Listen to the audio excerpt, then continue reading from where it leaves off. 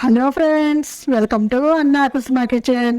ఈరోజు మన కిచెన్లో చేయబోయే రెసిపీ అండి మురుకులు చూపించబోతున్నానండి. అది కూడా 3 రకాల పిండిలతో చాలా ఈజీగా, ఎక్కువగా కరకరలాడుతూ చాలా టేస్టీగా ఉంటాయండి. ఇప్పుడిప్పుడు నేర్చుకునే వాళ్ళు ఉన్నారంటే ఈ టిప్స్, ఈ కొలతలతో చేశారంటే చాలా బాగా వస్తాయి. ఈ అటుకులతో 3 రకాల పిండిలతో మురుకులు ఎలా చేయాలి, ఏమేమి కావాలో చూడండి. వీడియో స్కిప్ చేయకుండా పూర్తిగా చూడండి. ఇది బియ్య పిండి అని, కేజీ బియ్య పిండి 2 గ్లాసులతో తీసుకున్నానండి. మీకు కొలతలు పర్ఫెక్ట్గా తెలియటానికి స్టోర్ బియ్య పిండేనండి. ఇలా జల్లించుకోవాలండి. పిండి బాగా మెత్తగా ఉండాలి. మీరు కావాలంటే షాపుల్లో అయినా తెచ్చుకోండి. ఇప్పుడు ఈ పిండి జల్లించిన తర్వాత అటుకులు తీసుకున్నానండి. అది 1 గ్లాస్ అటుకులు, మందపాటి అటుకులు. ఇది పుట్నాల పప్పు అండి, హాఫ్ తీసుకున్నానండి. ఈ అటుకులు పుట్నాల పప్పు పిండిలాగా మిక్సీలో వేసుకోవాలండి. 2 కలిపి కేజీ బియ్య పిండికి 1/2 కేజీ బందపాటు అటుకులు, హాఫ్ పుట్నాల పప్పు తీసుకున్నానండి. కరెక్ట్గా సరిపోతుందండి మెజర్మెంట్స్తో. చూడండి, ఈ పిండిని కూడా జల్లించుకోవాలండి. పిండి జల్లెడ పెట్టి మీకు కావాలంటే బయట కొనుక్కొచ్చుకున్న బియ్య పిండితో కూడా ఇలా చేసుకోవచ్చండి. స్టోర్ బియ్యం అయితే చాలా క్రిస్పీగా ఉంటాయండి. చూడండి, పిండిని ఇలాగా జల్లించుకున్నాము. కొంచెం మిగిలింది పక్కన పెట్టేసుకుందాము. ఇదంతా కూడా ఒక్కసారి మిక్స్ చేసుకొని ఉప్పు కారాలు కరెక్ట్గా వేసుకోండి. నేను 1 స్పూను ఉప్పు కారం వేసుకున్నానండి. మీరు తినే టేస్ట్ని బట్టి యాడ్ చేసుకోండి. ఇప్పుడు వ్యామ్ తీసుకొని ఇలా క్రష్ చేసుకొని వేసుకున్నామంటే మంచి ఫ్లేవర్ తోటి చాలా టేస్టీగా ఉంటాయండి. ఇవన్నీ కూడా ఒకసారి కలుపుకోవాలండి.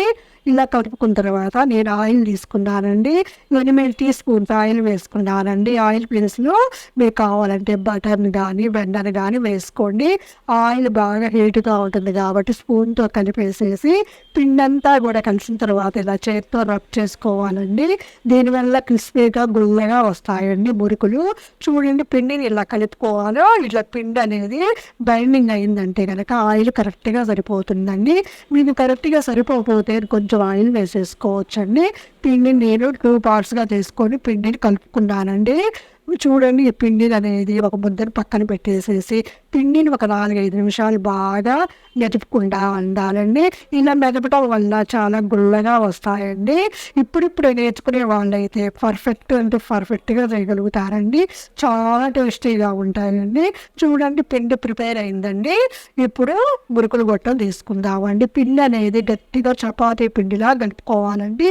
నూనె ఏంటంటే ఆయిల్లో వేయగానే నూనె చాలా పీల్చేస్తుందండి. మురుగులు పెట్టడంలో మీకు నచ్చిన షేప్లో ఇలా ప్లేట్ పెట్టేసుకొని ఆయిల్ వేసేసుకొని స్ప్రెడ్ చేసుకోవాలండి. ఇలా ప్రతిసారి పిండి పెట్టినప్పుడల్లా వేసుకోక్కర్లేదండి. ఒక్కసారి వేసుకుంటే చాలండి. నూనె చేత్తో ఇలాగ పిండిని బాగా ఫ్రై చేస్తూ మురుగులు గొట్టంలో వేసేసుకోవాలండి. చూడండి ఎలా వేస్తున్నానో. ఈ లోపు నేను ఆయిల్ కూడా స్టవ్ మీద పెట్టుకున్నానండి. మురుకులు అనేది ఒక ప్లాస్టిక్ కవర్ తీసేసుకొని దాని మీద ఆయిల్ స్ప్రెడ్ చేసేసి మీకు నచ్చిన షేప్లో ఇలా మురుకులు ఒత్తుకోండి. ఇప్పుడిప్పుడే నేర్చుకునే వాళ్ళైతే ఇలా చేశారంటే చాలా ఈజీగా చేయగలుగుతారండి. చూడండి ఎలా చేస్తుంటారు. మీకు నచ్చిన షేప్లో చేసేసుకోవచ్చు. స్టార్ కూడా పెట్టుకొని చేసుకోవచ్చు. ఇప్పుడు కాగిన నూనెలో ఈ మురుకులు ఇలా గెరటితో తిప్పేసి స్మూత్గా వదిలేయాలండి. స్లోగా బాండీ కంటి పడితే అన్ని వేసేసుకోండి. ఆయిల్ బాగా హీట్ అవ్వాలండి. హీట్ అయిన తర్వాత మీడియం ఫ్లేమ్లో పెట్టుకొని ఎన్ని పడితే అన్ని వేసుకోవాలండి. వెంటనే తిప్పకండి. చూడండి ఎలా వేసాను. మీడియం ఫ్లేమ్లో పెట్టుకొని నూరగ వచ్చింది కదండి, ఆ నూరగని తగ్గిన తర్వాత రెండో వైపు తిప్పుకోండి. అప్పుడు మురుకులు అనేది క్రిస్పీగా వస్తాయండి, గట్టిగా రాకుండా. ఇప్పుడు చూడండి, అన్నీ కూడా ఇలా ఒకవైపుకు తిప్పుకోవాలండి. చాలా అంటే చాలా ఈజీ అండి. టేస్ట్ మాత్రం మామూలుగా ఉండదండి. ఆయిల్ అనేది నురగ తగ్గిన తర్వాత ఆయిల్లో నుంచి ఇలా తీసేయాలండి. ఈ కలర్ ఉంటే చాలండి. చల్లారిన తర్వాత ఇంకొంచెం కవర్ ఎక్కువ అవుతుందండి. మళ్ళీ ఎక్కువసేపు ఉంచారంటే గట్టిగా కూడా వస్తాయండి. అదే ఆయిల్లో ఒకేసారి డైరెక్ట్గా ఇలాంటి ఇద్దల్లో పెట్టుకొని బాండీలో వేసేసుకోవచ్చండి. ఆ ప్రాసెస్ కూడా చూడండి, చాలా ఈజీగా దిగుతాయండి. పిండిని గట్టిగా కలుపుకోవడం వల్ల. ఇది కూడా ఆయిల్ అంతా కాగిన తర్వాత రెండో వైపు తిప్పుకోవాలండి. దొరయ తగ్గిన తర్వాత ఇంకా డిష్ అవుట్ చేసుకోవటమేనండి. చాలా అంటే చాలా పర్ఫెక్ట్గా వస్తాయండి. ఎవరైనా ఈజీగా చేయగలుగుతారండి. చూడండి ఎంత క్రిస్పీగా వచ్చాయో.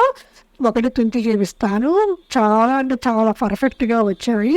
ఇలా చల్లారిన తర్వాత ఒక టిఫిన్లో పెట్టుకున్నారంటే 15 రోజుల వరకు కూడా ఫ్రెష్గా ఉంటాయండి. ఎంత బాగా వచ్చాయో చూడండి క్రిస్పీగా. ఈ వీడియో మీకు నచ్చినట్లయితే లైక్ చేయండి, కామెంట్ చేయండి, మీ ఫ్రెండ్స్ మీ ఫ్యామిలీ మెంబర్స్కి షేర్ చేయండి, సబ్స్క్రైబ్ చేసుకోండి. మరిన్ని వీడియోల కోసం పక్కనున్న బెల్ బటన్ ప్రెస్ చేయండి. Thank you for watching.